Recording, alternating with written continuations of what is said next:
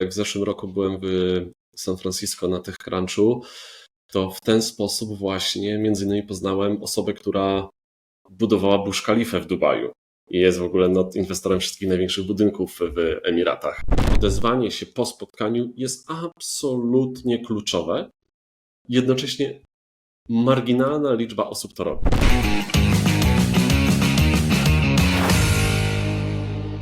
Witam serdecznie w kolejnym odcinku podcastu Druga Strona Sukcesu. Moim dzisiejszym gościem jest Michał Domański. Z Michałem tak próbowaliśmy się zgadywać przez LinkedIna i spotkać na eventach. Na początku nam nie wychodziło, ale udało się chyba na Carpathian Summit. Pamiętam, że rozmawiałeś z Paulą Skrzypecką, która jest w którymś odcinku tutaj w podcaście i udało nam się porozmawiać. Moją uwagę bardzo przykuło to, co robiłeś na ostatnim Carpathian Startup Fest z Tomaszem Gulakiem, czyli prowadziłeś networking. Czy możesz wprowadzić naszych gości, czym się zajmujesz na co dzień? Dobra, cześć wszystkim. Ja szczerze mówiąc zajmuję się tak jakby z dwóch stron. Mam tak jakby dwie odnogi, chociaż tych odnóg oczywiście potem wyrasta jak najwięcej. Skupiam się jako konsultant networkingowy, mówca networkingu, facylitator networkingu we wspieraniu czy to właśnie organizatorów konferencji, czy też firm, zespołów, founderów startupowych właśnie w zakresie networkingu inkluzywnego oraz takiego introwertycznego networkingu. Staram się prowadzić aktywność edukacyjną, żeby pokazać ludziom, że to nie tylko ten sprzedawca czy ekstrawertyk wskakuje jak dzik w maliny, tylko faktycznie każdy z nas ma dość dużą zdolność do budowania relacji biznesowych, tylko trzeba się otworzyć, trzeba trochę złapać kontekst pewien. I zorientowałem się, że w pewnym momencie bardzo dużo osób ma taki problem, czy to właśnie chodząc na konferencje, czy próbując na jakichś eventach, czy nawet po prostu w codziennej praktyce zawodowej budować te relacje biznesowe, zwłaszcza teraz w erze AI-owej. Mówi się, że na tych relacjach będziemy dość dużo opierać. Więc staram się właśnie wytworzyć pewien framework, pewien model edukacji oraz czy to organizacji wydarzeń, czy to narzędzi wspierających networking w ten sposób, aby być wystarczająco inkluzywnym i włączającym wszystkich uczestników spotkań, konferencji. A drugą odnogą to jest taka, można powiedzieć, trochę moja misyjność, czyli badanie środowisk innowacyjnych, środowisk tworzących sztuczną inteligencję, tworzenie community, społeczności, również inkluzywnej, uwzględniającej nie tylko przysłowiowych influencerów LinkedInowych, tylko osoby, które potencjalnie nie mają czasu na social media, które najczęściej się skupiają czy na biznesie, czy na nauce. W tym momencie organizuję cykl spotkań Mazorian AI Fest, na którym właśnie staramy się łączyć środowiska naukowe, administrację publiczną oraz biznes. A przy okazji jestem również ambasadorem sztucznej inteligencji w naszej rodzimej fundacji Spichlerz, czyli twórców ostatnio dość głośnego polskiego dużego modelu językowego Bielik. Oj, tak, LinkedIn ostatnio był pełny postów o Bieliku. Bardzo fajne logo w ogóle, jak gdzieś tam od strony graficznej, bardzo mi się podoba. Michał, po co ja mam robić networking w ogóle? Wiesz, ja w ogóle może zaczniemy od tego, że ja nie lubię słowa networking, bo ono ma bardzo w Polsce złe konotacje. Ludziom to się kojarzy jako właśnie mężczyźni w garniturach, w półciemnym pomieszczeniu, cygara, whisky, wymienianie się wizytówkami i słuchaj, będziemy robić jakiegoś deala. A tak efektywnie networking to jest jednak po pierwsze sztuka budowania relacji w ogólnym tego słowa znaczeniu, ponieważ relacje biznesowe czasami wynikają bezpośrednio z kontaktu business to business, ale one bardzo często istnieją pośrednio poprzez tak zwane łączenie kropek między ludźmi. I nieważne, czy my w tym momencie prowadzimy aktywność zawodową jako pracownik, czy jeśli prowadzimy firmę, albo prowadzimy zespół, czy zakładamy firmę, my tak naprawdę opieramy się w świecie relacji. W ogóle cały ludzki umysł, całe nasze tutaj takie jestestwo obecne, ono się opiera o relacje z drugim człowiekiem na różne sposoby. Jeśli przykładowo tworzymy nowy startup, no to pierwszą rzecz, którą powinniśmy zrobić jako założyciel, jako founder, to jest rozmowa z rynkiem, rozmowa z potencjalnymi klientami, nawiązanie relacji z potencjalnymi partnerami, pracownikami oraz klientami. Czy jeśli przykładowo jesteśmy specjalistą w obecnym świecie jesteśmy absolutnie przytłoczeni informacjami, absolutnie jesteśmy bombardowani wszystkim po prostu, czy właśnie na wspomnianych social mediach, newsletterach, co w świecie AI co tydzień teraz się mówi, że już wszystko to, co było tydzień temu powiedziane, jest nieaktualne. My sami z siebie w obecnym świecie będziemy bardzo zagubieni, jesteśmy w sumie nawet, jesteśmy zagubieni i potrzebujemy wsparcia. Potrzebujemy mieć pewną grupę zaufanych ludzi, którym możemy zaufać, którzy pomogą nam wyselekcjonować wartościową wiedzę, którzy pozwolą nam czerpać z ich doświadczenia, a jednocześnie również z ich sieci powiązań. Wiesz, dla mnie, ja to zawsze tak zalecam introwertykom, my nie powinniśmy myśleć o networkingu jako budowaniu bazy kontaktów. To jest bardzo takie sprzedażowe, co oczywiście networking też jest elementem sprzedaży, ale nie jest sprzedażą samą w sobie, gdzie jednak się kojarzy, że mamy KPI, gdzie mamy targety, jak jedziesz na konferencję, czy gdzieś wychodzisz w świat, to musisz zebrać 40 wizytówek, musisz zebrać 60 wizytówek i potem do każdego zrobić follow-upy, do każdego maila napisać, przedstawić ofertę. A tak efektywnie ty jako osoba, która ma bardzo ograniczony czas, uwagę i zdolności poznawcze. Ja nie oszukuję, że jestem absolutnie przeładowany kontaktem z ludźmi. Ja po większości interakcji muszę się zamknąć w piwnicy, popatrzeć na ścianę przez jakiś czas, żeby po prostu odtajać. Dlatego to może być takim truizmem trochę, ale jednak jakość ponad ilość. Podam taki przykład. Załóżmy sobie, że mamy klub fanów pierogów, ale mamy też klub kynologiczny, czyli organizacja zrzeszająca ludzi zajmujących się psami rasowymi. I dla mnie największą istotą networkingu byłoby nie to, żeby poznać każdego w klubie kynologicznym i poznać każdego w klubie fanów pierogów, tylko poznanie, to się tak nazywa białe gorące centrum, czyli konkretnej osoby, która umożliwia nam dostęp do całej sieci, całej grupy społecznej. Czyli powiedzmy, nie muszę nawet wchodzić w środowisko pierogarzy, tylko jednego takiego influencera sieciowego poznać, tak aby mieć dostęp do reszty tych ludzi. I analogicznie do związku kynologicznego. I dlaczego to jest ważne? I dlaczego dla mnie to jest ważne? Wiadomo, każdy ma swoje potrzeby. Dla mnie to jest ważne, bo w tym momencie ja jestem w stanie pomóc. A dla mnie networking to jest trochę synonim do tego, że zastanawiam się, jak mogę pomóc ludziom, których spotkałem.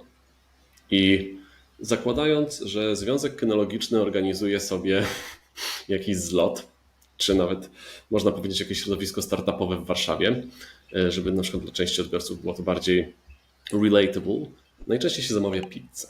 Bo to jest łatwe, bo to jest proste, kosztuje X, ale w tym momencie, rozmawiając z organizatorem wydarzenia, ja mogę powiedzieć: słuchaj stary, za tą samą kwotę ja mogę odezwać się do znajomych z klubu fanów pierogów i oni są w stanie zapewnić ci świetny catering, który nie będzie po prostu kolejną pizzą z sieciówki. I może być to dla ciebie wyróżnik.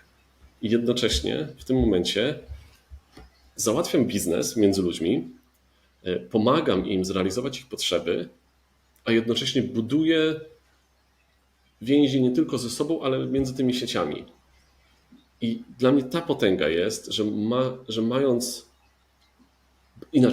obracając się tylko w jednej sieci społecznej, w jednej grupie, to mamy bardzo ograniczone zdolności rozmowy i utrzymania kontaktu. Ale utrzymując kontakt z dosłownie kilkoma osobami, które mają dostęp do innych grup społecznych, my również mamy dostęp do tych grup społecznych. Przez co nasz wpływ jest wielokrotnie wyższy, a jednocześnie nasz lejek, czy to z lekcji, zdobywania wiedzy, mentoringu, analizy rynku również się zwiększa. A czasami i z tego wychodzi też biznes. Czasami potem ktoś z klubu fanów pierogów powie: słuchajcie, ja znam Michała, Michał jest bardzo fajnym gościem i może wam zrobić warsztaty z networkingu. Może się osoba ze Związku Kynologicznego odezwać: słuchaj Michał, świetny temat, jesteśmy mega zadowoleni, chcemy ci odpalić jakąś tam prowizję za Twoje działania. Tylko tutaj też to jest bardzo ważne, bo o ile przy networkingu ten biznes tam zawsze będzie, albo w większości on będzie, gdzieś tam z tyłu głowy. Ja bym tylko chciał, żebyśmy nie myśleli o networkingu właśnie w kontekście korzyści finansowych. Nie chciałbym, żebyśmy myśleli o tych relacjach w formie transakcji, że ja ci załatwiam coś, ty mi załatwiasz coś, bo to wychodzi z psychologii i tak zwanych konceptów marketingu relacyjnego i marketingu transakcyjnego. Bo w momencie, kiedy my się operujemy na poziomie transakcyjnym, to mnie tak szczerze mówiąc nie obchodzi, czy ja ci zrobię dobrze, czy ja polecam ciebie, bo ty jesteś dobrym człowiekiem, bo wiem, że mnie nie zawiedziesz i ja pomogę tobie, a ty pomożesz tym ludziom z dalszej mojej sieci. Tylko to jest transakcja, więc słuchaj, tu jest lead, ty mi płacisz i w sumie ja mam to w nosie. Dla mnie to jest bardzo uproszczająca forma. No, to jest chyba kwestia tego, jak jesteśmy w stanie do przodu wybiec w jakiejś tam takiej szerszej strategii, tak? No bo gorący lead jest fajny tu i teraz, bo zbieram prowizję, ale gdyby to może inaczej rozegrać, najpierw zbudować relacje, poznać potrzeby, być może tych leadów pojawiłoby się więcej, tak rzucam. Dokładnie. Powiedz mi, jakie jeszcze błędy są takie często popełniane przy networkingu? Wiesz co, no, ja jestem absolutnym hejterem jakiegokolwiek speed datingu, ponieważ speed dating wizytówkowy, on polega tylko na tym, żeby właśnie na szybko wymienić się wizytówkami, rzucić 2 tematy i potem zamienić początek rozmowy w transakcję. Znowu wchodzimy w te KPI ilościowe i takie strzelanie ze śrutówki na gołębie.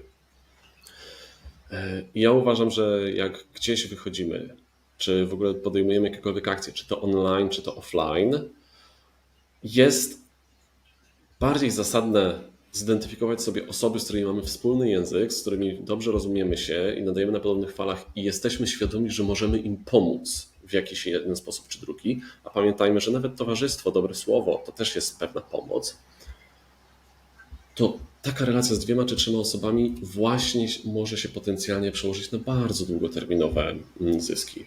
Wiesz, no, mówiąc na moim przykładzie, większość mojego biznesu z ostatnich 2 lat właśnie wynika z takich relacji, gdzie nawet bezinteresownie starałem się pomóc ludziom, gdzie poprzez poznawanie osób i działanie z nimi, albo poznawanie osób i łączenie ich z zaufanymi mi ludźmi, ta wdzięczność wraca. Ona jest odłożona w czasie, ale ona potem zaczyna procentować.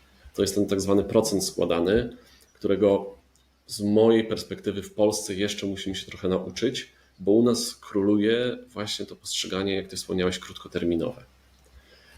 W drugą stronę to ja mogę taką anegdotę przytoczyć, jeśli chodzi o myślenie długoterminowe. To ostatnio w Szwecji usłyszałem historię, jak to delegacja szwedzka spotkała się z delegacją chińską w Pekinie i podczas bankietu poleciało pytanie w stronę jednego z ministrów chińskich. No i wiadomo, to taka była te rozgrywki polityczne, zawsze, żeby tutaj ktoś coś palnął i zapytali: słuchaj, mój drogi, a co ty sądzisz o rewolucji francuskiej? To było dobre, to było złe? Jaki to miało wpływ na świat? Pozytywny, negatywny? Jak stoisz z tym? No i ten minister tak siedzi, chwilę się zastanawia w ciszy, po czym odpowiada: za wcześnie wypowiedzieć.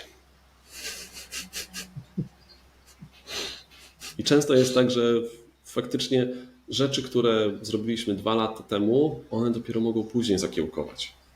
Ale dopiero post factum jesteśmy w stanie to stwierdzić.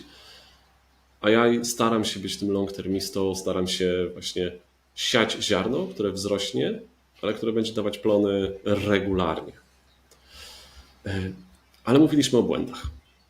Dla mnie może nie tyle błędem, co limitacją poznawczą jest sytuacja, kiedy załóżmy, że mamy jakieś wydarzenie, jakiś event, wchodzimy do niego, już może trwa, rozglądamy się i widzimy grupki ludzi, tu gadają, tu gadają, tu gadają. Są oczywiście jacyś liderzy, najczęściej to są ekstrawertycy albo osoby dobrze wyszkolone, którzy ściągają całe światło reflektorów na siebie i my się zastanawiamy, Boże mój drogi, co ja tutaj mam robić? Co ja i w ogóle będę się wciskał do tych grupek, będę zagadywał, jakoś przerywał rozmowy, albo może ja się postaram tutaj być teraz głośnym i wypromować się, biorąc przykład z tej osoby w świetle reflektorów. I moim zdaniem to jest błąd, ponieważ żeby tak faktycznie poznać człowieka, to nie możemy mówić, a musimy słuchać. Musimy aktywnie słuchać. Musimy poznać tę osobę. I najczęściej w takich grupach, najczęściej w takich zbiorowicach, gdzie jest taka już jedna głośna osoba, my nie będziemy mieli możliwości nawiązać głębszej więzi z nikim tam. Możemy się dowiedzieć czegoś o tym najgłośniejszym. Jednocześnie i powiem Ci, że ja to miałem dokładnie takie doświadczenie, bardzo długo nie zauważałem tego, dopóki mi ktoś nie powiedział, że słuchaj, Michał, takich osób jak ty, które absolutnie nie wiedzą, jak się odnaleźć, absolutnie nie wiedzą, co zrobić i są przerażeni, jest na pęczki tutaj. Tylko że oni nie przyciągają wzroku. I następnie, jak się zacząłem rozglądać po różnych przestrzeniach, czy to konferencyjnych, czy eventowych, czy po prostu nawet w interakcjach społecznych, okazuje się, że tych osób na obrzeżach orbit jest niesamowicie dużo. Te osoby też nie wiedzą, co mają ze sobą zrobić. Też czują się zagubione, też próbują się wpasować. I moja taka rada, którą polecam wielu, to się tak mówi? Chyba tak. Wielu introwertykom czy osobom, które nie wiedzą, jak sobie poradzić, to pamiętajcie, że wy jesteście tutaj, żeby pomagać, więc stańcie się pomocnikami tych osób, które są jak najbardziej podobne do was. Podchodźcie do tych osób na orbicie, zagadujcie. Ja swojego czasu testowałem taki otwieracz, można powiedzieć, i że cześć, jestem Michał, też nie wiesz, co ze sobą tutaj zrobić?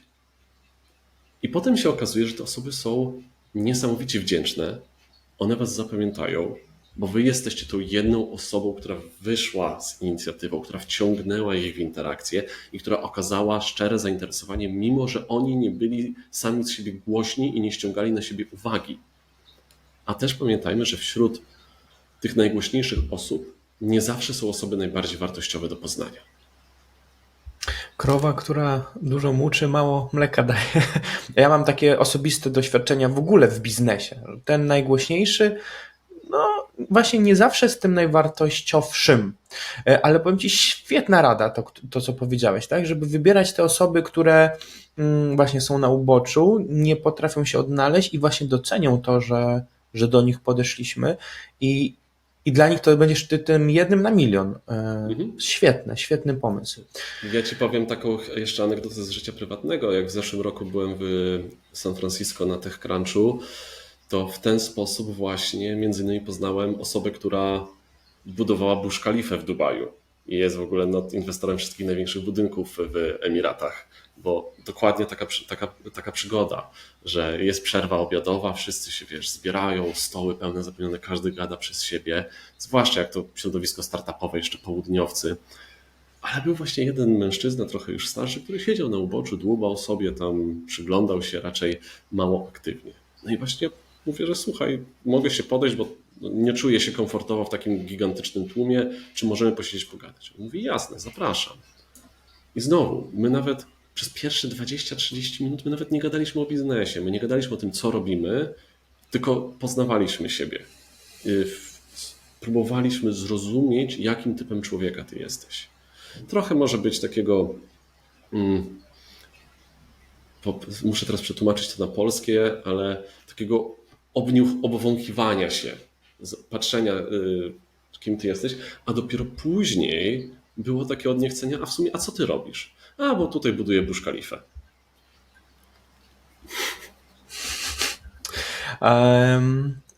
Wiesz co, na przykład ja mam takie doświadczenia, że w ogóle dużo moich właśnie biznesowych jakichś akcji no właśnie nie wyszło z tej sprzedaży, tylko właśnie wyszło od relacji, od zaufania.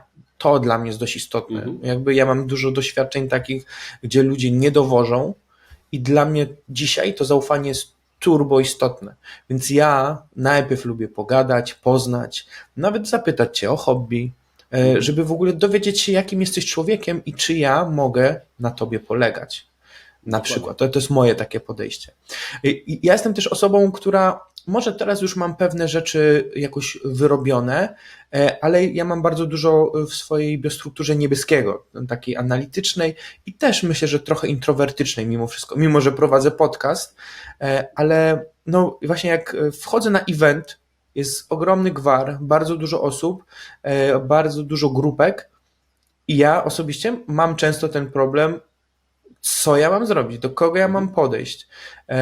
I jak się utożsamiam trochę z tym, co mówisz o tych ludziach na orbicie, bo często tak zaczynam. Potem gdzieś tam spotkam kogoś znajomego, potem ktoś się dołączy i ta rozmowa jakoś tam, te pierwsze lody są przełamywane.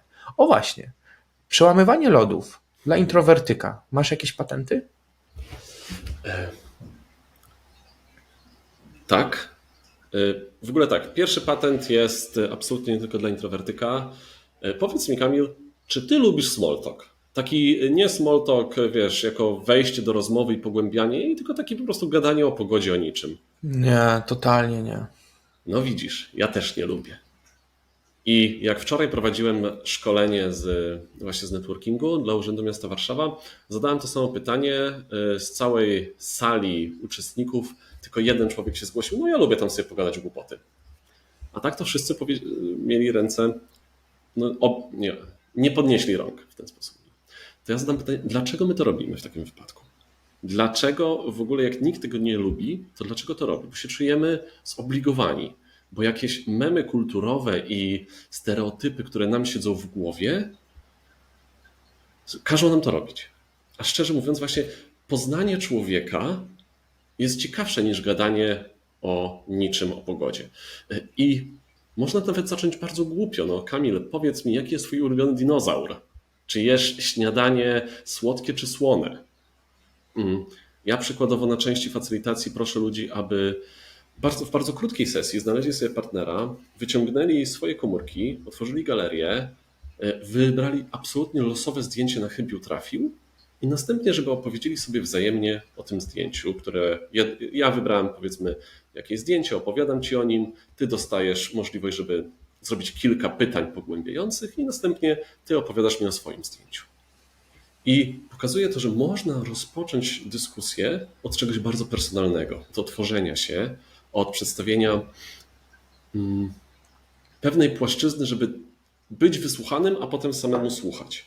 I mówię ci, w tym momencie po ludziach widać, jak oni mają uśmiech na twarzy, jak oni się czują swobodnie, bo to jest właśnie coś, to nie jest kontekst, w którym czują się niekomfortowo, tylko oni faktycznie siedzą w kontekście, który jest dla nich przyjemny.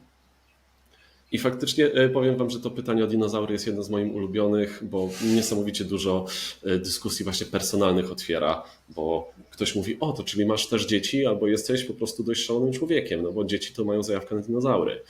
O, a ja w dzieciństwie interesowałem się nie dinozaurami, ale Egiptem. O, ja to może nie dinozaury, ale zwierzę duchowe. Wszystko się od razu ciągnie dalej. Natomiast czasami jako właśnie takie osoby wycofane społecznie, możemy się obawiać takich wychodzenia bardzo śmiałego. To jest kwestia praktyki, dużo praktyki. Natomiast z mojej perspektywy, co znowu jest absolutnie szokujące dla dużej części ludzi, najwięcej networkingu robi się przed wyjściem z domu i po wróceniu do tego domu. W trakcie my już wykorzystujemy to, co przygotowaliśmy. I to przygotowanie jest niesamowicie ważne.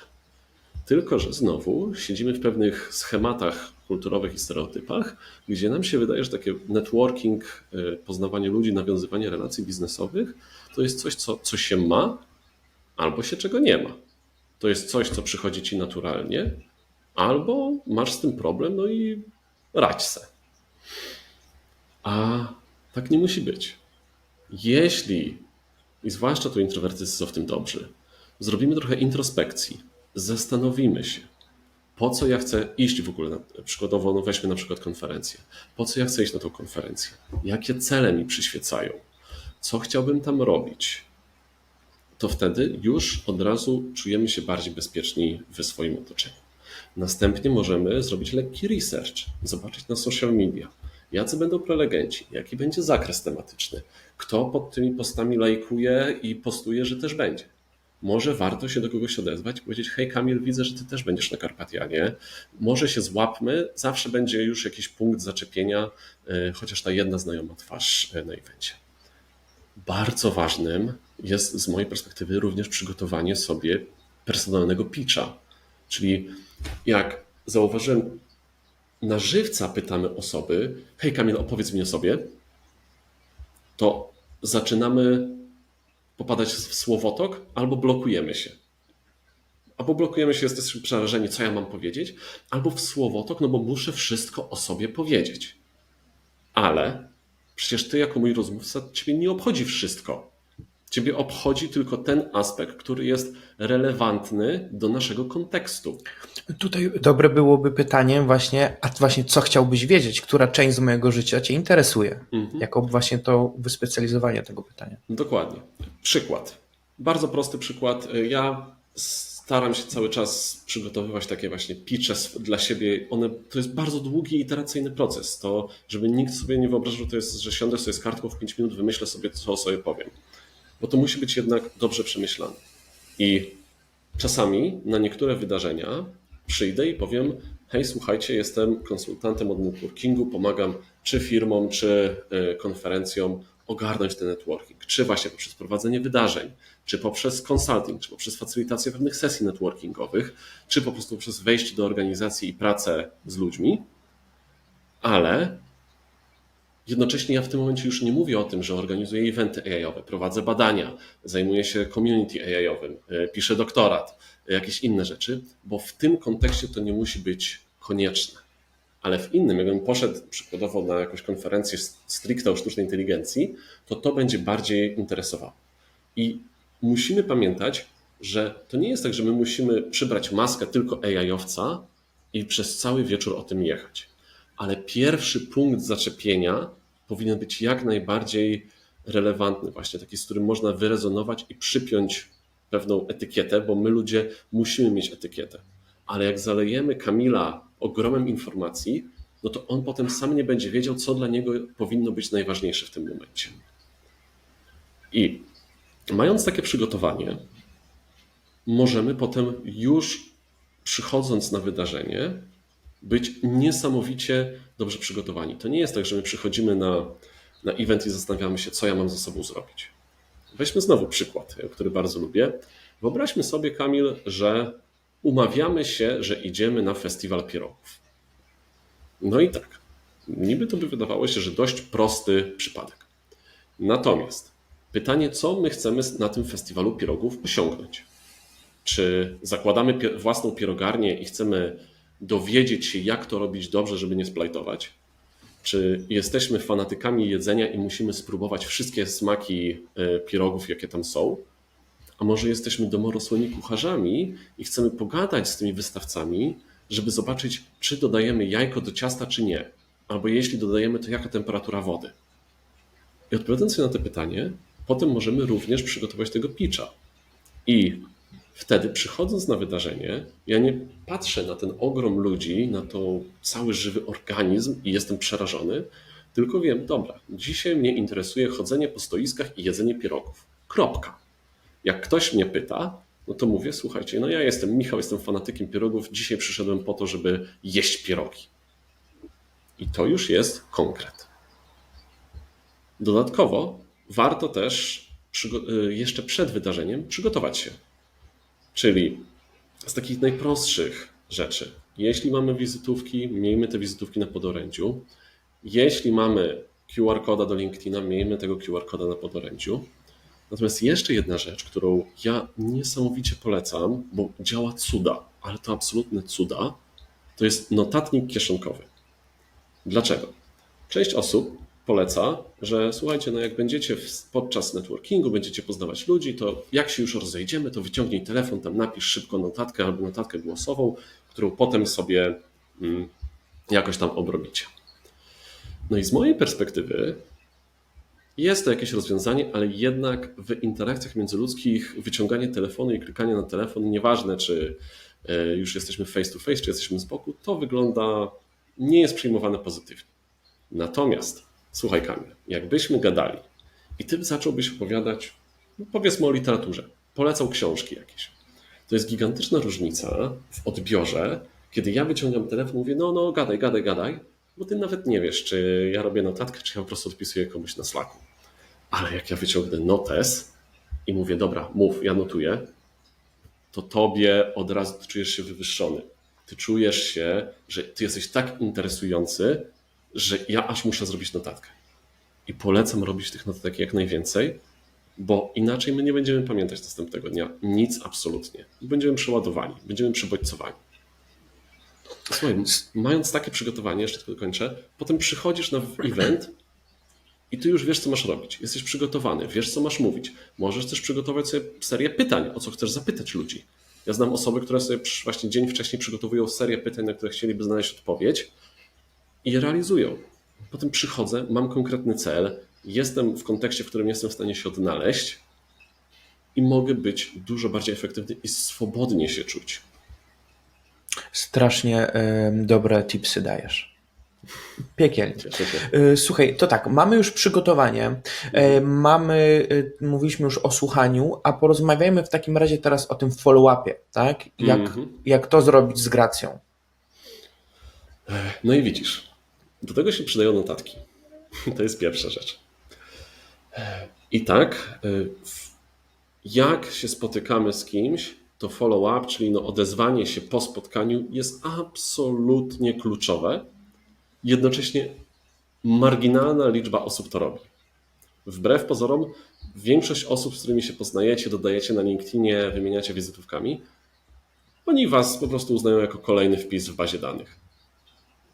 Więc w momencie, kiedy wy po tym wydarzeniu, czy napiszecie SMS-a, maila, czy wiadomość na LinkedInie, na Facebooku, cokolwiek, to już plasujecie się w top procent osób, które były zaangażowane. Następnie warto pomyśleć, co tam napisać, tak jak wspomnieliśmy. Patrzymy do naszych notatek, odnosimy się do tego, co spisaliśmy i możemy potem zrobić takiego follow-upa. Cześć Kamil, słuchaj, dzięki za spotkanie podczas Karpatiana. Gadaliśmy o tym i o tym. To są nasze tematy wspólne w tym momencie, fajnie się poruszyło. W międzyczasie ja pomyślałem, może to X, Y, Z by było dla Ciebie ciekawe. Daj mi znać, czy to też byłoby dla Ciebie ciekawe. I jeśli ustaliliśmy sobie jakieś konkretne akcje, które byśmy kontynuowali rozmowę, to również to uwzględnij. I już ja nawet nie oczekuję, że Ty mi odpiszesz. Nie musisz. I musimy sobie to uświadomić, że nie oczekujemy odpowiedzi od ludzi. Wszyscy są zawaleni, załadowani. Ja w tym momencie mam setki nieodpisanych wiadomości na LinkedInie, do których dochodzę bardzo powoli, bo po prostu nie daję rady. Ale ja do nich dochodzę. Ale sam fakt, że zostawiłeś po sobie ślad, zostawiłeś po sobie informację, jest już niesamowicie potężnym narzędziem. Ponieważ tak, nawet jakby Kamil mi nie odpisał, a ja za 3 miesiące miałbym jakiś temat, który mi gdzieś tam dzwoni, ale nie wiem w której parafii, ja jestem w stanie tę wiadomość odnaleźć i napisać drugi raz, że hej Kamil, w tym temacie, co gadaliśmy, jest coś nowego, może masz czas się złapać. Też niesamowicie, i to jest trochę zakrawanie już o sprzedaż, taki proces sprzedażowy, jest to, że jak z Kamilem rozmawialiśmy o tym, że Kamil produkuje lampy i ja powiedzmy 2 tygodnie później czytam artykuły w Rzeczpospolitej czy w Dziennik Gazeta Prawna, że zmieniają się regulacje co do żarówek. No to ja po prostu wyślę link do Kamila i powiem, hej stary, bo czytałem tutaj o żarówkach, może to będzie dla Ciebie ciekawe, do Twoich lamp. I znowu, nie oczekuję odpowiedzi. Po prostu zostawiam po sobie ślad i to jest taki komunikat, hej, myślę o Tobie, mam Ciebie w pamięci. I jest to niesamowicie potężne. Ja powiem Ci, że mam kilka takich, powiedzmy, one mogą się wydawać dziwne relacje, gdzie jak się spotkam z człowiekiem, to chemia jest niesamowita, natychmiastowa. Bardzo dużo się dzieje, ale online albo ja, albo ta osoba absolutnie zero response rate'u, zero odpowiedzi. Ale my już nauczyliśmy siebie, więc istnieje taki wątek na LinkedInie, że przykładowo 3 miesiące z rzędu ja jakieś tam linki wysyłam, czy jakieś wiadomości, informacje, na które nie mam odpowiedzi, a po 3 miesiącach się widzimy i ten człowiek mówi, słuchaj Michał, ja mam taki zajob w robocie, ja nie ogarniam, ja jestem totalnie zawalony, ale ja tak bardzo doceniam i dziękuję Ci za to, że o mnie pamiętasz i jeszcze te rzeczy wysyłasz. Po prostu nie oczekujmy w zamian, tylko dawajmy i to wróci. A chyba że ktoś jest naprawdę dupkiem i powie, dobra stary, koniec tematu, no to jest koniec tematu. Ale nie zakładajmy złych intencji, dopóki tych negatywnych informacji nie otrzymamy. W większości zakładajmy, że jesteśmy zajęci, że nie wyrabiamy, ale nie zakładajmy, że drugi człowiek jest zły, że drugi człowiek ma coś tam za złe. Wychodźmy z takim pozytywnym podejściem. No i znowu, to jest właśnie kwestia, że long term.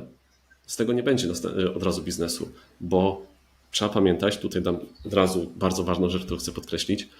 Networking jest najdroższą formą sprzedaży.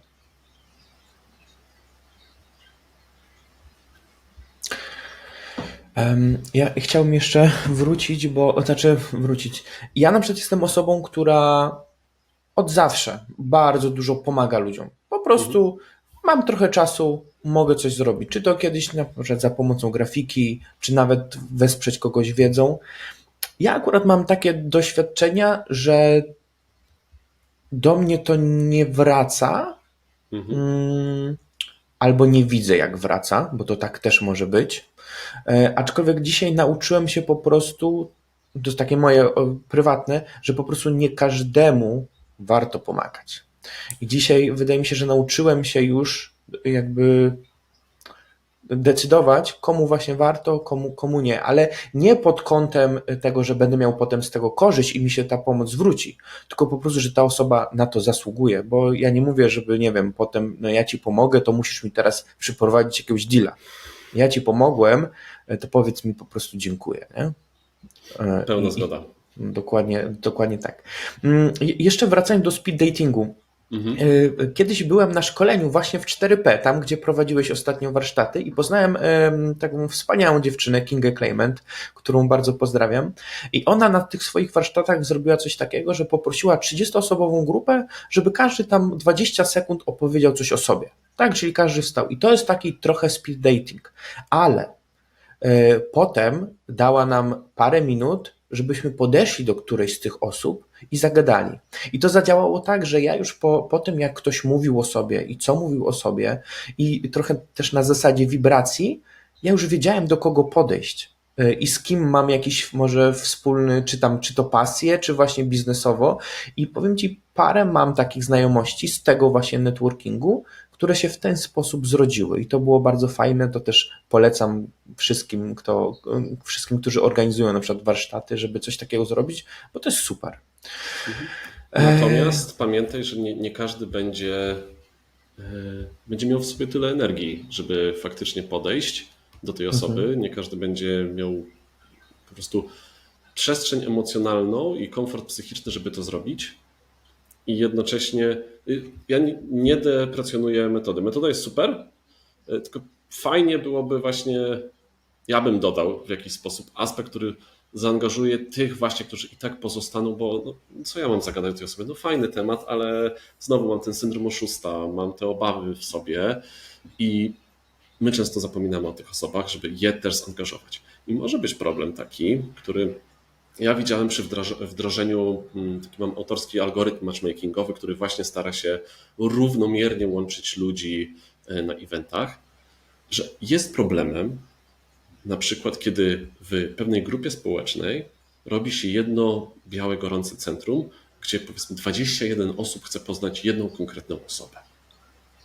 I w tym momencie robi nam się znowu takie zgrupowanie z jedną osobą w reflektorach, co nie do końca jest z mojej perspektywy zdrowe dla całego ekosystemu czy dla całej sieci społecznej. Jeszcze a propos słuchania, wiesz, ja w ogóle, to jest taki przykład trochę z moich młodszych lat, ale przy okazji randkowania właśnie moją strategią było to, żeby przyjść na randkę i zadawać pytania. Żeby jak najwięcej się dowiedzieć o tej drugiej osobie, dziewczynie, a po drugie jakby też pokazać jej właśnie to zainteresowanie. I tutaj taka anegdota, że totalnym game changerem było, jak poznałem moją żonę obecną, że ona zastosowała na mnie moją technikę. W sensie robiła dokładnie to samo i tak mi zadawała pytania, że to ja musiałem się uzewnętrzniać i to było, dla mnie to był taki znak, że to jest właśnie to. W sensie zastosowała moją technikę na mnie, ale bardzo ją polecam, żeby po prostu właśnie słuchać i to też można przenieść na biznes. Tak. W ogóle my powinniśmy przenosić to na biznes i to uważam, że niewystarczająco dobrze szkoli się sprzedawców w tym. Że sprzedawca jak przychodzi, on zaczyna opowiadać o swoim produkcie, usłudze, a nie zaczyna pytać. Albo jak przyjdzie klient, powie, że ma jakąś potrzebę, no to sprzedawca od razu wyskakuje z rozwiązaniem. Zwłaszcza mężczyźni. My to mamy, że jak słyszymy problem, to my skaczemy do rozwiązania, a bardzo często wychodzi tak, że powinniśmy się zatrzymać i 5 razy, jak Simona Sinka Start with Why, zadać pytanie dlaczego?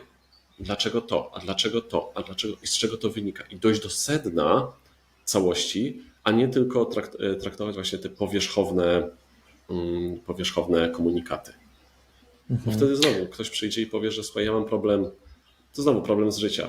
Jak swojego czasu robiłem konsulting sprzedażowy, że ktoś przyszedł i powiedział, słuchaj Michał, mamy zapchany lejek, za mało konwertujemy leadów w klientów. No to weź tam przycoachuj naszych sprzedawców, czy zoptymalizuj proces, to przepchamy ten lejek. Ale w momencie, kiedy zaczęliśmy wchodzić w tą fazę discovery, odkrywania, robienia wywiadów środowiskowych i sprawdzania, gdzie faktycznie leży problem, on leżał kompletnie gdzie indziej. Kompletnie. Tylko trzeba było dopytywać, a nie od razu nakładać trampki i biec do modelowania procesów nowych. Ja się z tym zgadzam bardzo i właśnie to jest dla mnie niesamowite, że ja non-stop słyszę, że to tak powinno się robić. A ci sprzedawcy dalej jakby, ja nie wiem, dalej nie wdrażają tego, żeby właśnie słuchać, podpytać. To też właśnie jest fajne w budowaniu relacji, żeby docenić tego klienta, że chcemy go wysłuchać i faktycznie poznać problem. Ja jeszcze chciałem wrócić, właśnie mówimy o tych gorących centrach, jak powiedzmy, no nie wiem, niech te 5 osób na przykład stoi w kółeczku, już rozmawia. Czy my mamy jakąś szansę, żeby jednak się tam odnaleźć w tym kółku, na przykład jako introwertycy? Jasne. I znowu wejdę w może trochę tony filozoficzne, bo tutaj nie ma żadnej jednej dobrej praktyki, to jest kwestia mentalności i naszego podejścia. Ja swojego czasu ukułem pojęcie embrace the cringe, czyli no po polsku będzie zaakceptuj ten dyskomfort. I jest to model mentalny, żebyśmy sobie uświadomili, że nasza samoświadomość, nasze obawy, lęki i tak dalej są nasze.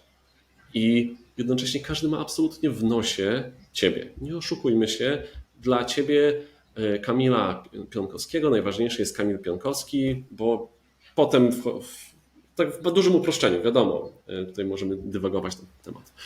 Ale w takich interakcjach ja najbardziej będę się skupiał na sobie w pierwszym miejscu i będę właśnie myślał o sobie. Więc taki przykład myślowy, jeśli masz plamę keczupu na koszuli, to tą plamę keczupu na koszuli to widzisz najbardziej ty. Nikt inny nie przykuwa uwagi do tego. Znowu, jeśli boimy się palnąć głupotę, no to przykładowo ja jestem w stanie, w tym momencie z tym walczę oczywiście, ale potem spędzasz wieczory myśląc o tym, Jezu, jaką głupotę ja palnąłem, jakie to było niezręczne, o Jezu, zbłaźniłem się i tak dalej. Reszta macie absolutnie w nosie. Ci ludzie o tym nie pamiętają. Oni w ogóle już wyparli to dawno z pamięci. Dlatego też warto uświadomić sobie i pozwolić sobie na niezręczność, na palnięcie głupoty, na zachowywanie się, które ktoś ci powiedział, że nie wypada. Wypada wszystko. Zwłaszcza w tym momencie, kiedy mamy to parcie na autentyczność, to bądźmy faktycznie autentyczni, a nie udawajmy, nie przykładajmy pewnej maski.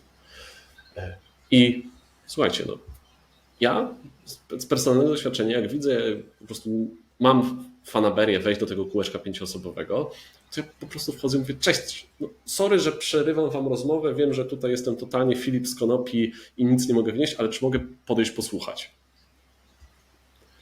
Absolutne otwarcie, uwrażliwienie się, uzewnętrznienie i pozwolenie sobie, żeby rzeczy były niekomfortowe, żeby rzeczy były niezręczne. A jak z tym właśnie przerwaniem?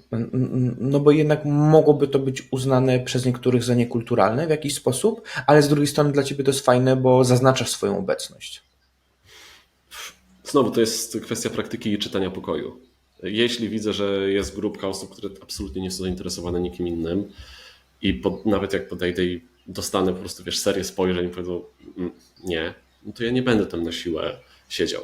My też bardzo mamy duży problem z mówieniem nie i z ucinaniem pewnych rozmów. Bo wejście w rozmowę to jedno, ale potem jeszcze się okazuje, że ta rozmowa nie do końca się klei albo nie jest komfortowa dla nas i my boimy się odejść.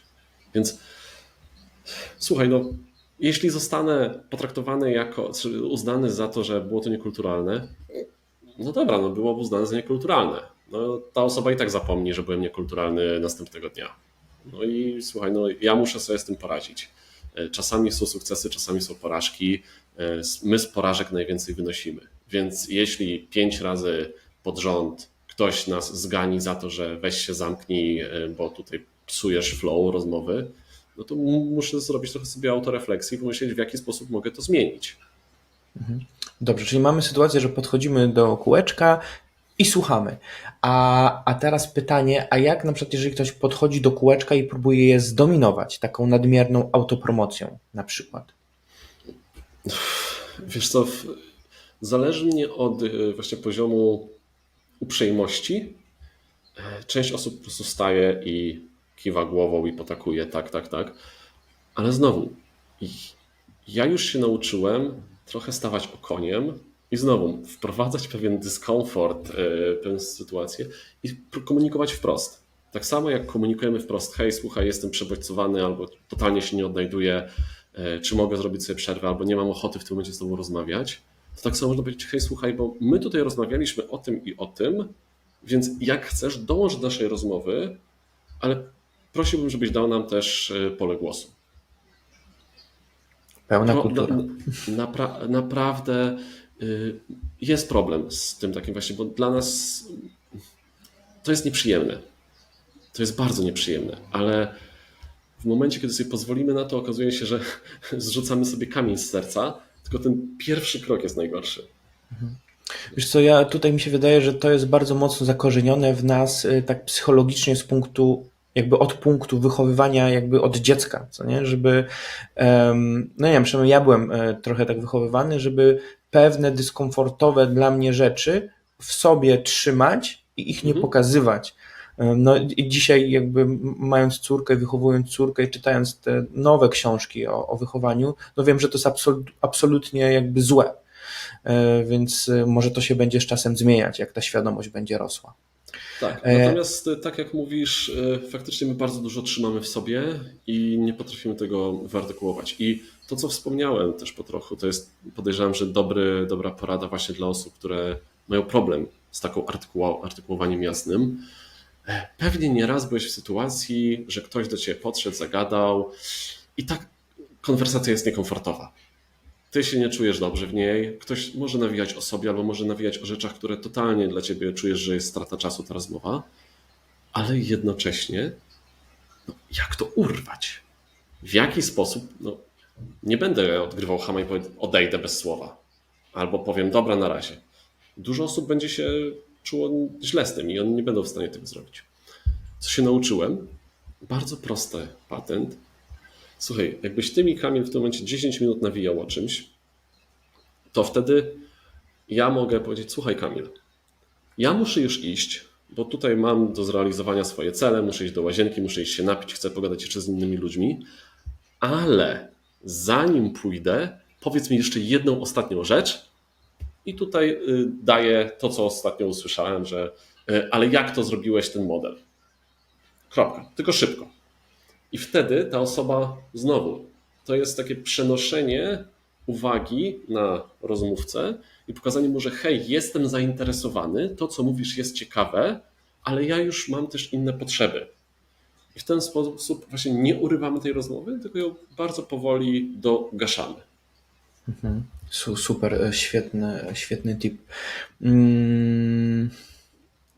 Dobrze, a powiedz mi na przykład, bo na przykład też jest dużo osób, które dominują tą rozmowę, nawet 1 na 1. Mhm.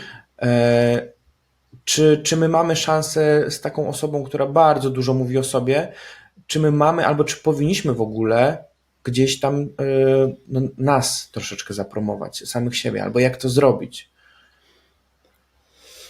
Powiedziałbym, że to jest już podejście indywidualne i pytanie, co chcemy osiągnąć, czy my chcemy się zapromować, czy my chcemy po prostu być tym słuchaczem.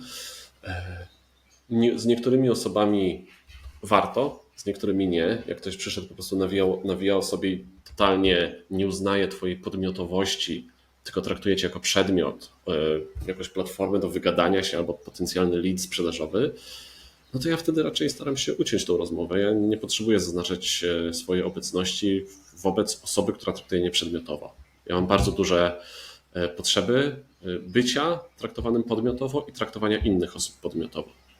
Natomiast nie oszukujmy się, część osób po prostu z natury jest taka, nieintencjonalna. Znowu, nie zakładajmy złych intencji z przodu, tylko ona ma pewien model myślowy, pewne nawyki, więc znowu może wyjść po prostu jasna komunikacja, że hej, słuchaj, bo to, co ty mówisz, jest super, czy ja mogę ci opowiedzieć coś o mnie? Czy na przykład w odniesieniu do tego, co powiedziałeś, czy mogę ci opowiedzieć historię? I może się zdarzyć tak, że ta osoba po 2 zdaniach ci przerwie i zacznie nawijać. No to mu powiedzieć, dobrze, czy mogę dokończyć rozmowę, czy mogę dokończyć? To dla nas znowu, wracam do tego dyskomfortu, to będzie niekomfortowe, ale w pewnym momencie wejdzie w nawyk i zobaczysz, czy ta osoba posiada autorefleksję wystarczającą, żeby powiedzieć, okej, dobra, rozumiem, ty zaznaczasz swoje granice, jesteś podmiotową istotą, a nie po prostu jesteś takim platformą, która czasem wydaje z siebie, wiesz, sygnały, takie czerwone światełko co jakiś czas, że tak, słucham. A jeszcze chciałbym wrócić, troszkę jakby już mówiliśmy o tym temacie, ale jeszcze chciałbym to zgłębić, jak uniknąć takiej nadmiernej autopromocji. No, mówię właśnie do tych osób takich to bardzo czerwonych, które lubią dominować i właśnie mogą nawet nie zdawać sobie sprawy, że są przez resztę odbierane w jakiś sposób negatywnie.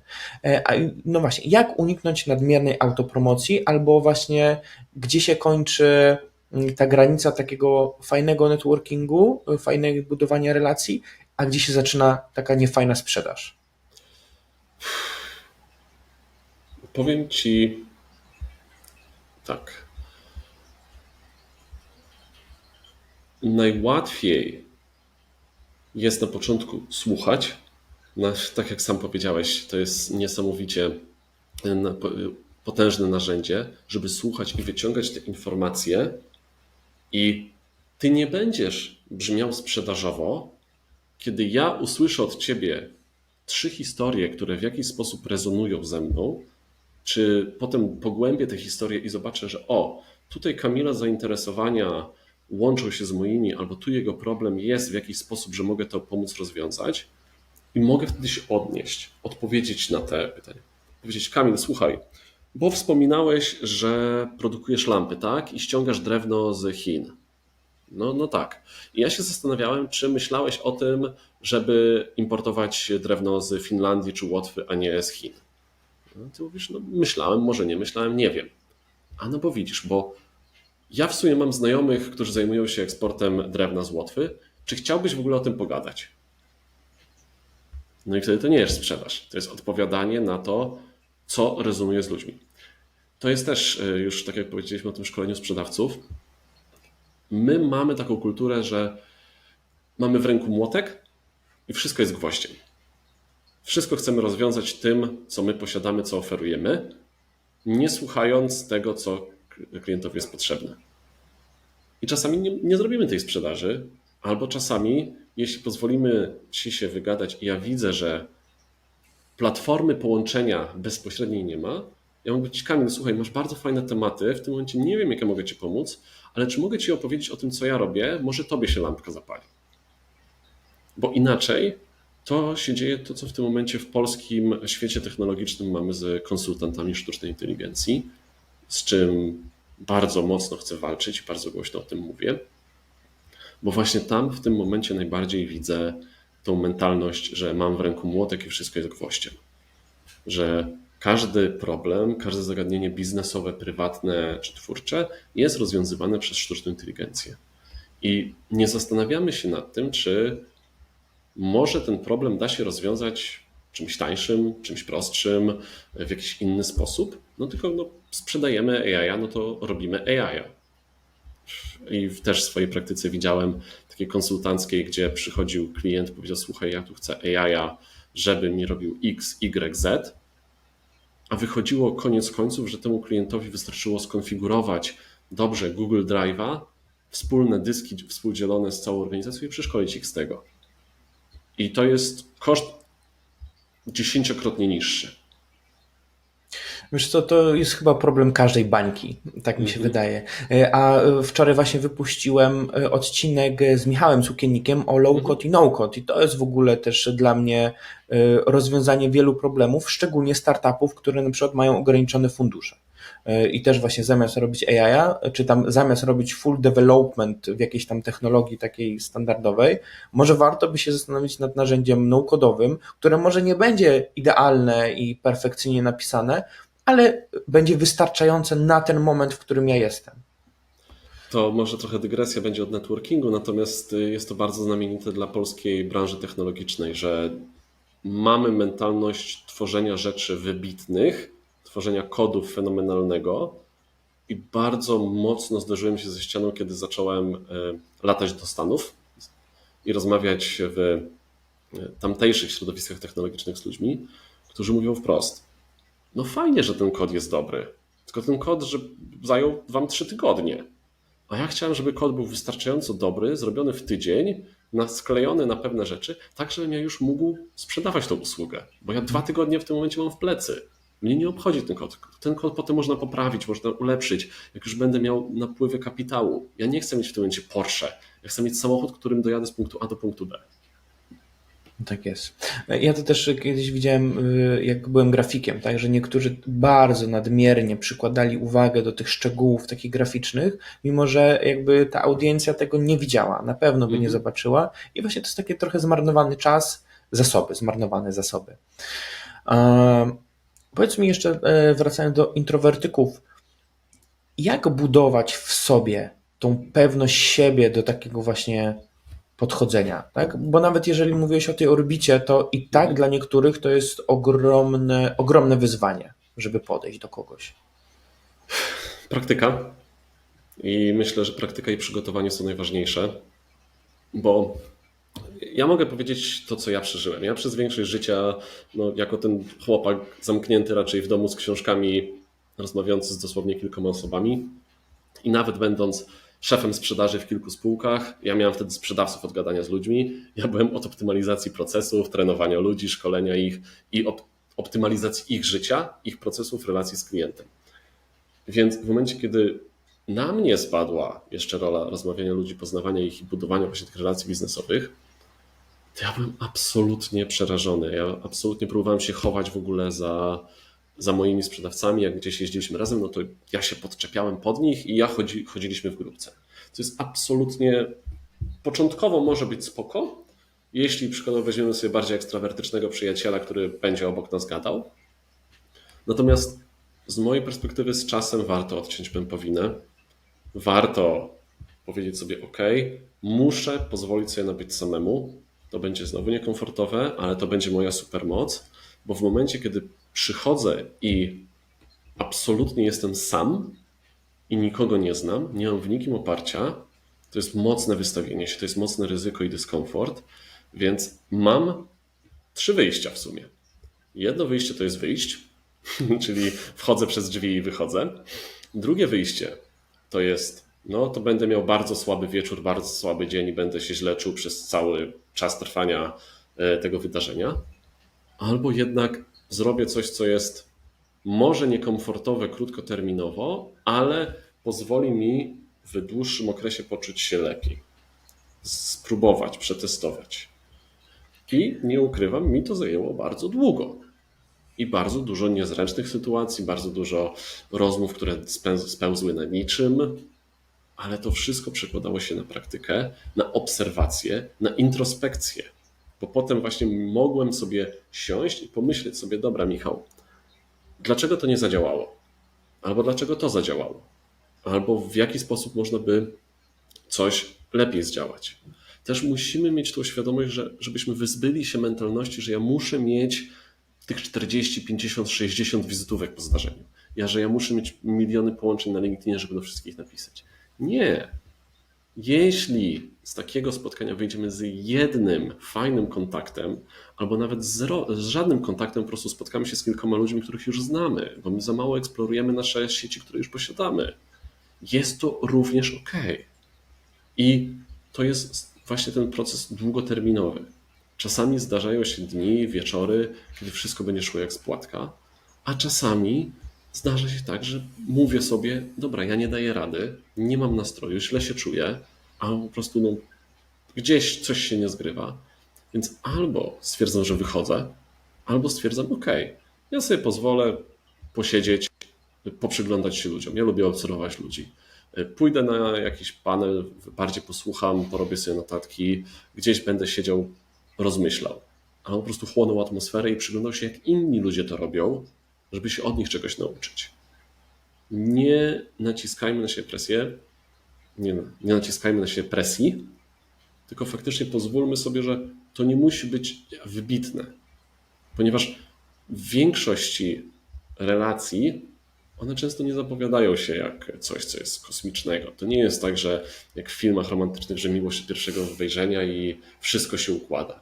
Nie, czasami to przykład mojej kuzynki, jeden z najlepszych deali biznesowych, jakie zrealizowała, to było poprzez zagadanie w taksówce do taksówkarza i porozmawianie o swoich pasjach. I to wystarczy. Tak, i tak to się dzieje. I właśnie a propos właśnie tego ciśnieniowania, też wydaje mi się, że jest bardzo duży nacisk teraz właśnie na ten perfekcjonizm, na efekty, ale pozwólmy sobie też się uczyć i popełniać te błędy.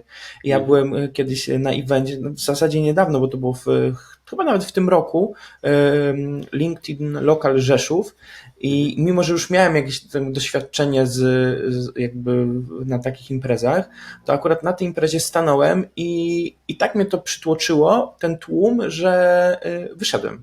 W sensie wysłuchałem tylko fajnych prelekcji i wyszedłem, bo nie miałem na to przestrzeni, ale na przykład udało mi się wrócić na LinkedInie właśnie po tych lajkach do ludzi, z którymi chciałem porozmawiać, i na przykład Agnieszka Konkol, z którą tam nie zagadałem, ale zagadaliśmy się potem na LinkedInie, no wystąpiła na przykład u mnie w podcaście. Miałam mega ciekawą historię. Super.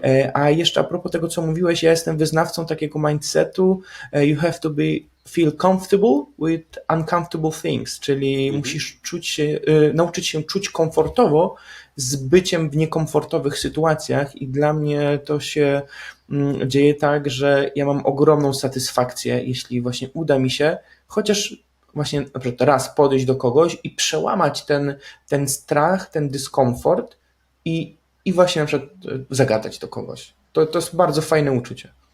Tak. I możemy sobie pomagać w różne sposoby, jak w tym dyskomforcie się lepiej odnaleźć. I może tutaj mój nonkonformizm lekko wiedzie, ale właśnie jako takie osoby introwertyczne, bardziej analityczne, jesteśmy w stanie lepiej przeanalizować otoczenie i zastrzegam, nie dawajmy się wciągnąć w tę stereotypizację, w te ramy, które są ogólnie przyjęte, tylko szukajmy swojej drogi. Więc jeśli, przykład, mamy wydarzenie korporacyjne, jeśli to nie jest faktycznie, już nie jesteś, nie wiem, dyrektorem w konsultingu i częścią polityki firmowej jest, że musisz mieć garnitur, krawat i tak dalej, a ty się absolutnie nie czujesz, żeby być w garniturze, w krawacie, to pozwól sobie przyjść w t-shircie i klapkach. Może to odstawać, ale to może być też twój wyróżnik, możesz być w ten sposób zapamiętany, ale jednocześnie czując się bardziej komfortowo, będziesz swobodniej się czuł. Jednocześnie nie musisz do końca, tak jak wspomnieliśmy, być tą osobą nawet podchodzącą. Bardzo ciekawym przykładem, w zeszłym roku z moim wspólnikiem pojechaliśmy na zaproszenie jednej korporacji międzynarodowej na otwarcie ich biura w Krakowie. I oczywiście bardzo dużo ludzi wysokiego szczebla, szampany, garnitury, garsonki. No i my byliśmy, ja tam koszulę przewidziałem, mój wspólnik przyniósł nam koszulę jakąś taką letnią, klapeczki. I z jednej strony byliśmy trochę nowalijką, gdzie dla ludzi było zainteresowanie, a co to są za osoby, które tak odstają, ale jednak są w tym środowisku? Co to jest takiego magicznego w nich? Ale jednocześnie my jako osoby startupowo-technologiczne w tym świecie takich nowych technologii, nie do końca mieliśmy na start punkt zaczepienia z menadżerami wyższego szczebla korporacji. No bo czasami po prostu nie łapie się tego flow. Oni też byli w innym kontekście, oni byli w tym kontekście korporacyjnym, rozmów korporacyjnych. Więc w pewnym momencie zauważyliśmy, że możemy na siłę próbować, ale jedną rzecz zauważyliśmy. Z racji tego, że to był nowe biuro, nowy budynek, to nie wszystkie elementy biura były wykończone. I się okazało, że przy wchodzeniu na salę, gdzie się odbywał bankiet, pamiętam, że bodajże był nierówny próg, czy jakieś kable położono, które wszyscy po kolei się potykali, ale dosłownie wszyscy. My też się potknęliśmy. W pewnym momencie przyszedł nam pomysł, że słuchaj, ale jak jesteśmy tutaj, żeby pomóc, bo musimy znowu wrócić do tego, że ten networking, chęć wiązania się z ludźmi to jest chęć pomocy im, to stanęliśmy przy tych drzwiach, przy tym wejściu i każdemu nadchodzącemu nowej osobie mówiliśmy uwaga, stopień. Uwaga, nie potknij się. Przez pół godziny. I my nie musieliśmy nawet nic robić, po prostu ci ludzie do nas sami podchodzili.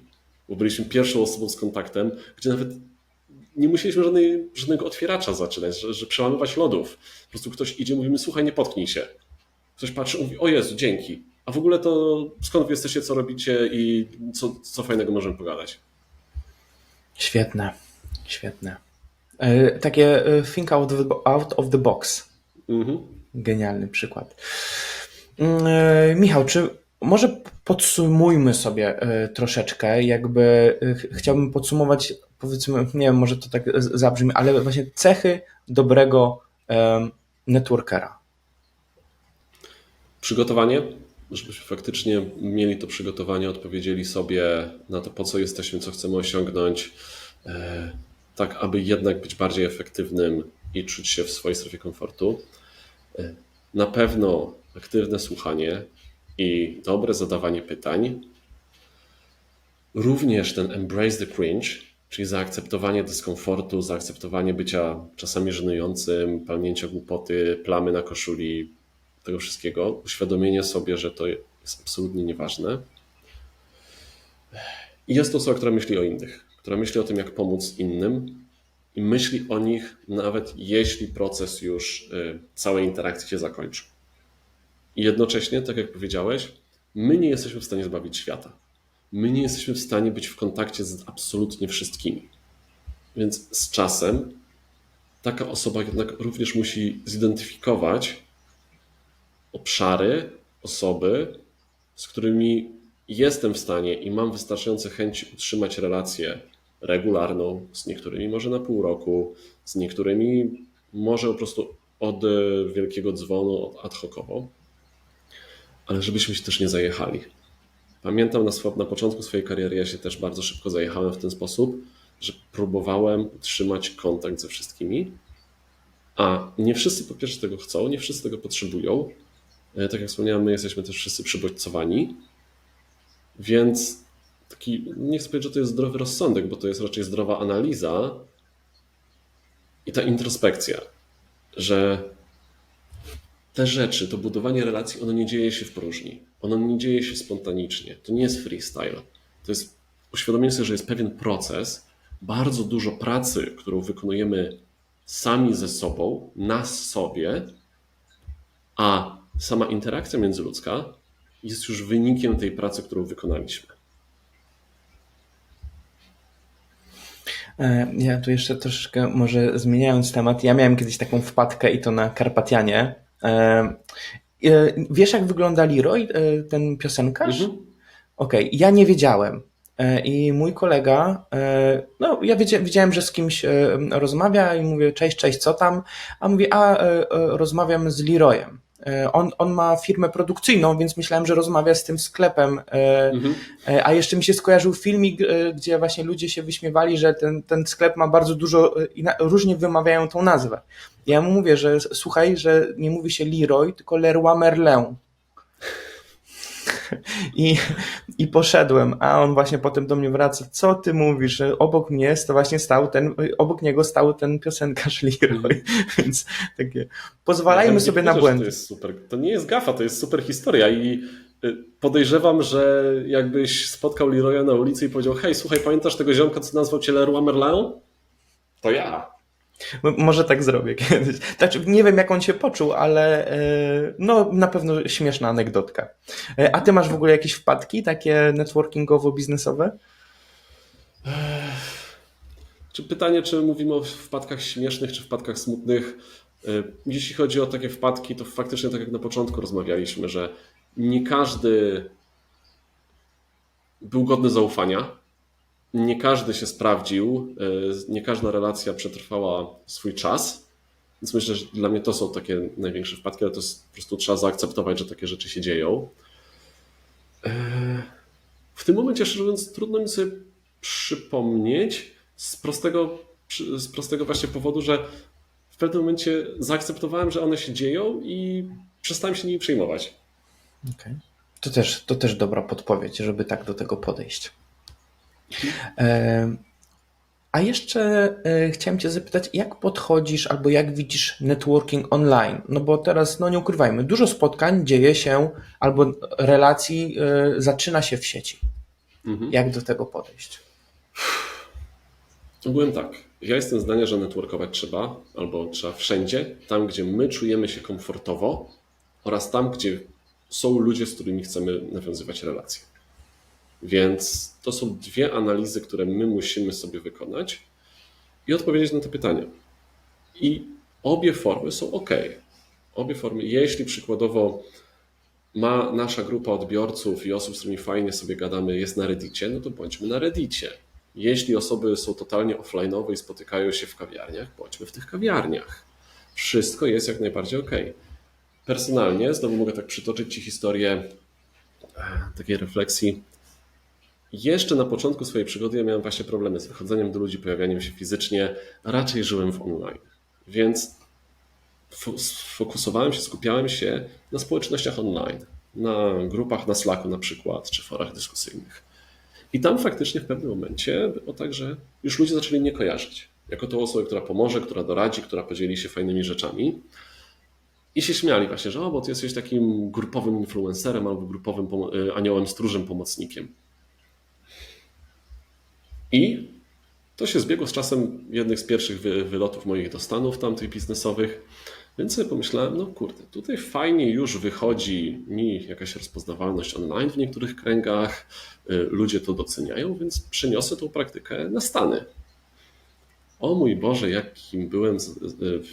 jak byłem zaskoczony, gdy się okazało, że w Austin w Teksasie i w całym otoczeniu teksańskim nie bardzo istnieją grupy online, ani żadne komunikatory takie jak Slack czy Discord.